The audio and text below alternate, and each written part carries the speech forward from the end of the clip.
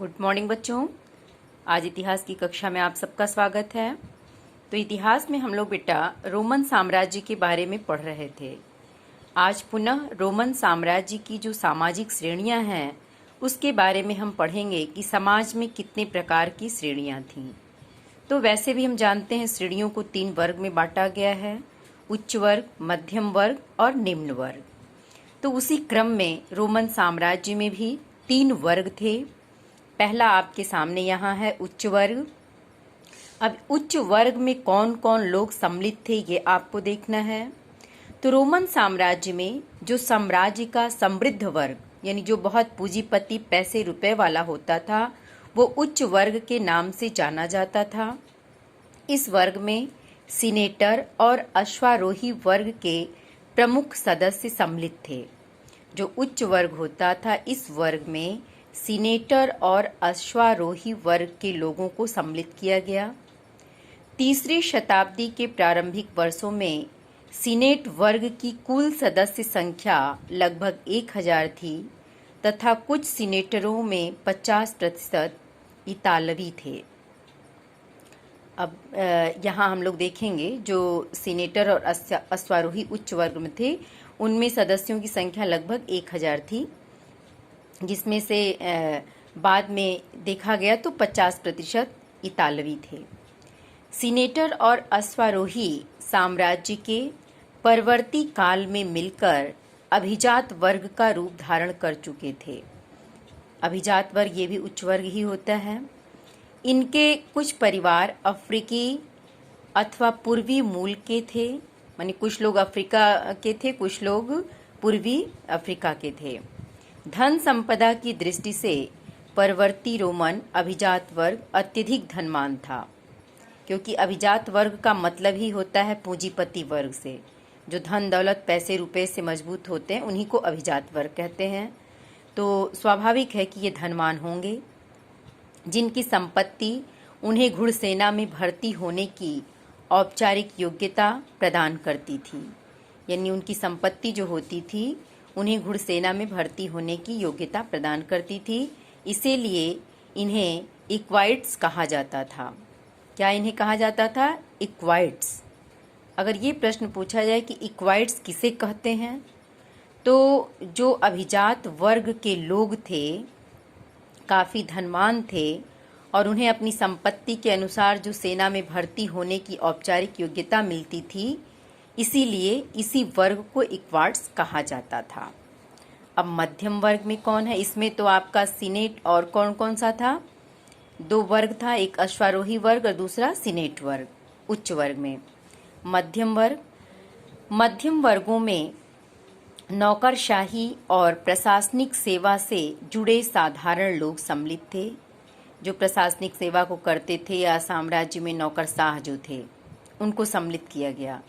लेकिन इसमें समृद्ध व्यापारियों और किसान भी सम्मिलित थे। जो समृद्ध व्यापारी थे और अच्छे किसान थे, अच्छे किसानों को भी इस मध्यम वर्ग में सम्मिलित कर लिया गया, जिनमें से अनेक लोग पूर्वी प्रांतों के निवासी थे। टैसिटस ने इस सम्मानीय मध्यम वर्ग का सीनेट गृहों के आश्रितों के रूप में उल्लेख किया। यह मध्यम वर्गीय परिवार मुख्य रूप से सरकारी सेवा और राज्य पर निर्भर रहते थे। मध्यम वर्ग के लोग किस पे निर्भर रहते थे? सरकारी सेवाओं पर, जो राज्य का सरकारी सेवा था, और राज्य काज पे ये निर्भर रहते थे। उन्हीं के कार्य को संपन्न करना, उसके वेतन को पाना। तो इस तरह से वो बहुत पूंजीपति भी नहीं थे, बहुत निम्न स्तर के भी नहीं थे, इसलिए इन्हें मध्यम वर्ग में रखा गया। तीसरा वर्ग देखते हैं, जिसको हम निम्नतर वर्ग में रखते हैं। तो निम्नतर वर्ग के समूह को ह्यूमिलियोरिस कहा जाता था। ह्यूमिलियोरिस, इस चीज को याद रखिएगा। जो रोमन साम्राज्य में निम्नतर वर्ग था उन्हें क्या कहा जाता था? तो ह्यूमिलियोरिस कहा जाता था। इनमें ग्रामीण श्रमिक बल सम्मिलित थी। अब इस निम्नतर वर्ग में कौन था? जो गांव के श्रमिक वर्ग के लोग थे। इस निम्नतर वर्ग में गांव के श्रमिक वर्ग के लोगों को सम्मिलित किया जाता था, जिनमें बहुत से लोग अस्थायी रूप से बड़ी संपदाओं में कार्य करते थे।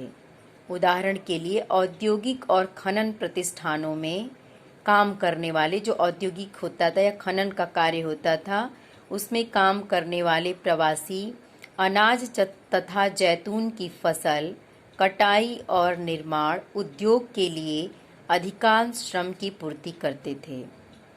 स्वनियोजित जो कारीगर थे, उनको मजदूरी पाने वाले श्रमिकों से अच्छी सुविधाएं मिलती थीं, क्योंकि इनका स्वनियोजित काम था अपना।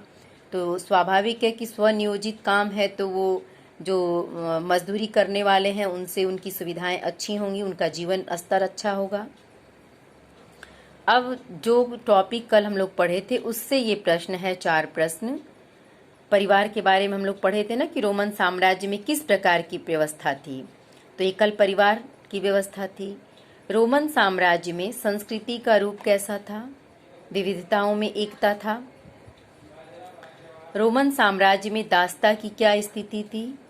ये भी कल हम लोग पढ़े थे कि दासों की क्या दशा थी।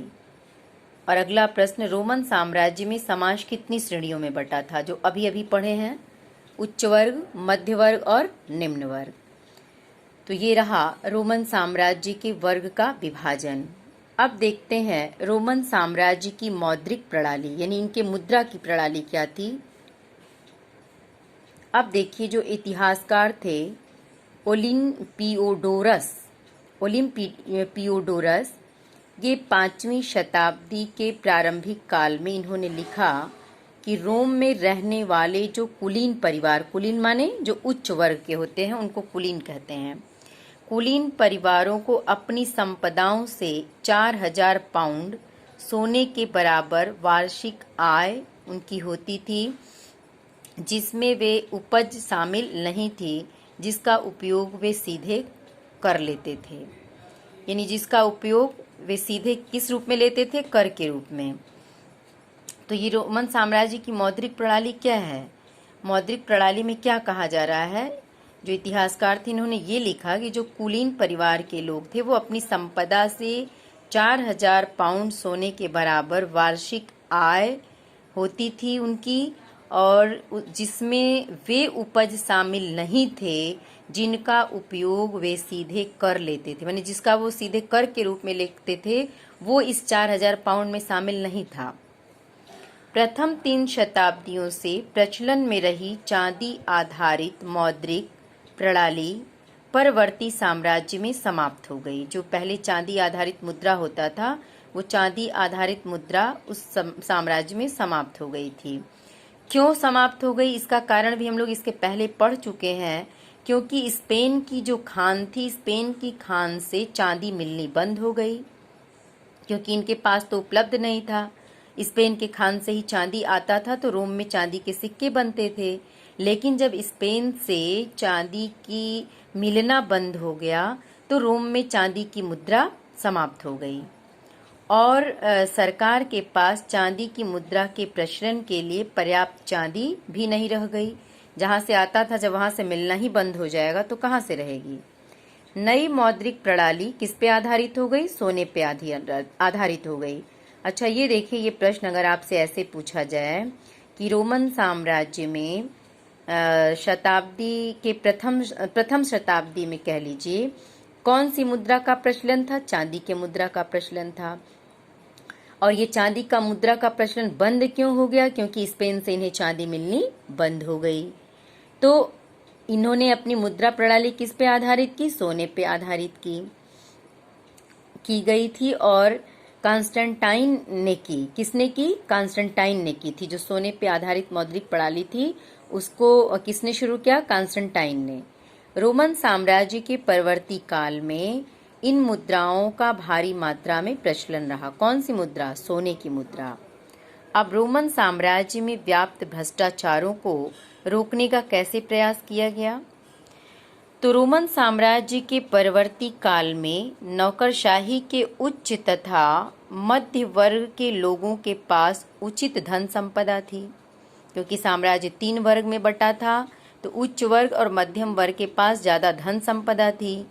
वेतन किस रूप में मिलता था? सोने के रूप में मिलता था। और वे अपनी आय का एक बड़ा हिस्सा जमीन खरीदने में लगा देते थे। जो उच्च और वर्ग के लोग थे और मध्यम वर्ग के लोग थे। उच्च अधिकारी तथा गवर्नर रिश्वत के लिए बदनाम थे। ये लोग किसी काम के लिए रिश्वत लेते थे। इस प्रकार से भ्रष्टाचार को रोकने के लिए सरकार ने अनेक बार हस्तक्षेप किया। इस संबंध में अनेक कानून भी बनाए गए। रोमन साम्राज्य तानाशाही पर आधारित थी। सामान्यतः सरकार विरोध का जवाब सैनिक कार्यवाही के माध्यम से ही देती थी। अगर कोई विरोध करता था तो सैनिक उस पर प्रहार करते थे। चौथी शताब्दी तक धीरे धीरे जो रोमन कानून था, कानून की एक प्रबल परंपरा अस्तित्व में आई और चौथी शताब्दी के अंतिम दशकों में एम्ब्रोस और शक्तिशाली बिशप भी सम्राट की जन विरोधी एवं दमनकारी नीतियों का विरोध करने लगे। कौन कौन? एक एम्ब्रोस जैसे शक्तिशाली बिशप थे जो सम्राट की जन विरोधी दमनकारी नीतियों का विरोध करने लगे।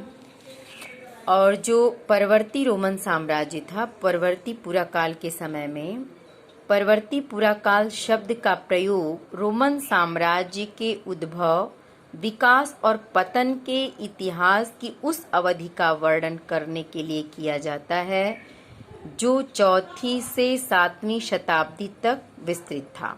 कब से कब तक? चौथी से सातवीं शताब्दी तक फैला था।